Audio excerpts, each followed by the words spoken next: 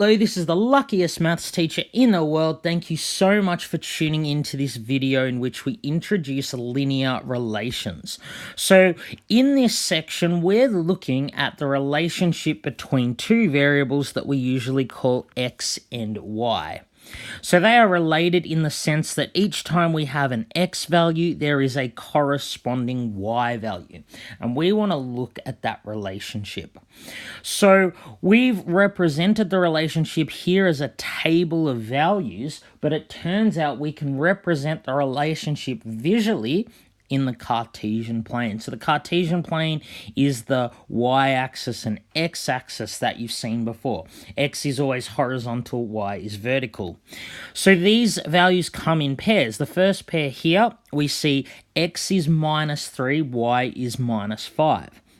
We can represent that in the plane as a point. Minus 3, minus 5. Note the x value always goes first in a point, the y value second. Points also need to be inside these round brackets. So we can plot this point. We go across to x is minus 3, down to y is minus 5. And that, in red there, is the point minus 3, minus 5. So let's do similarly for the other pairs of values. The next pair of value, x is minus 2, y is minus 3. So you go to x is minus 2, down to y is minus 3. And that's that point there. And let's do similarly for the rest of the points in the table.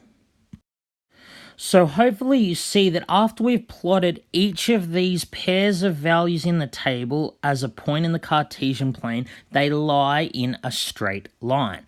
So we could just connect these with a line that goes through all of them. This characterizes the relationship between x and y, this line here. So that's why we say the relationship is linear, because if I plot these points in the Cartesian plane, they lie in a straight line. So it's easy to tell whether or not a relationship is linear. So see how each time we go across, the x value is going up by 1. What's happening to the y value? It's going up by 2 each time. So the way to tell if a relationship is linear, the reason that these points lie in a straight line is because each time x is going up by 1, each time we're going across by 1, the same thing is happening to y.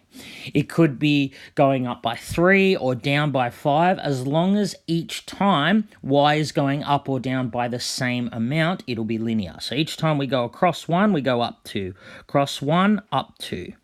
So that's why this relationship is linear. So we could also characterize the relationship between x and y with an equation. So it turns out that we could get the y value by multiplying the x value by 2, doubling it, and then adding 1. Because if you double minus 3 and add 1, you get minus 5. 2 times minus 2 plus 1 is minus 3. 2 times 0 plus 1 is 1. 2 times 2 plus 1 is 5. So you can get the y value if you know the x value. You double the x value and add 1. So it's no coincidence that this number here, 2, was the amount by which y was increasing each time. Now this number here is 1, the number by itself. That's not a coincidence either. It turns out it's 1 because of this special column in the table. When x equals 0, y equals 1.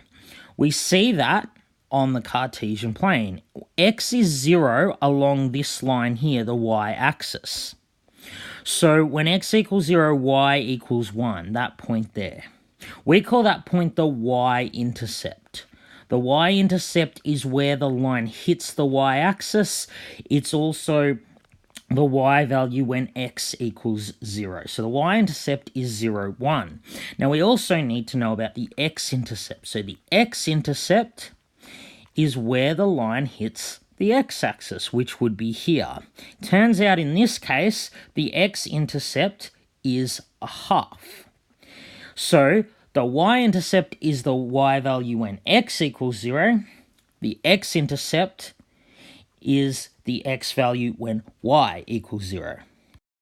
So that concept will be very important in our next lesson.